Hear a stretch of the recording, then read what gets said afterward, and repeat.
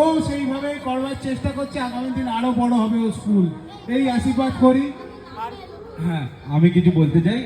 আমি অমিত দাসবাগানি, অনেকেই চেনেন। তো পুরনো স্টুডেন্টরা খুব ভালো করেই আমাকে চেনেন, জানেন। তো আমি নতুন স্টুডেন্টদের বলতে চাই, আমার হলো গুরুদেব বলতে পারেন, গুরুদেবী। 2012 সাল থেকে ওনার হাত ধরে আঁকা শেখা, তখন খুবই ছোট। আজকে একটা নিজের স্কুল খুলেছি এবং ওনাদেরও সাপোর্ট পেয়েছি। এবং আমাদের এক্সিবিশনেও, প্যাচওয়ার্ক আর্ট স্কুলে এক্সিবিশনেও উনি গিয়েছিলেন প্রাইজ ডিস্ট্রিবিউশন করতে।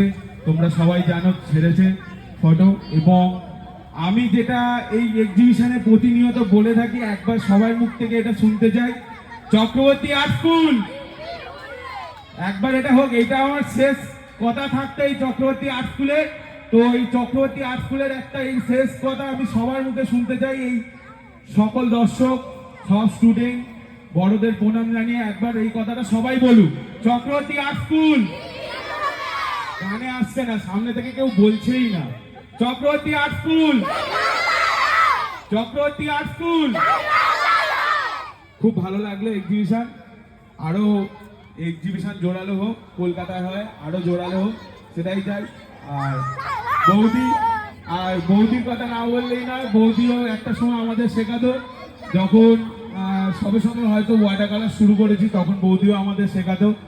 বাবাই তো ছিলই, তার সাথে নতুন করে নতুন টিচার অ্যাড হয়েছিল আমাদের বৌদি। তো এখন ক্ষুদে শিল্পী আর একজন তৈরি হচ্ছে, তাকে দেখলাম, সে ওপারে চলে গেল, বললাম আয়, চলে গেল। তো এই বলে বক্তব্য শেষ করছি। Chakraborty art school, Chakraborty art school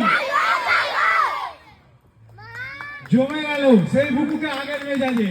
একবার জোরদার বুকুর জন্য হাততালি। Thank you. আগামী দিনগুলো তোকে এইভাবে আমরা পেতে চাই। আবার প্রোগ্রামে ফিরে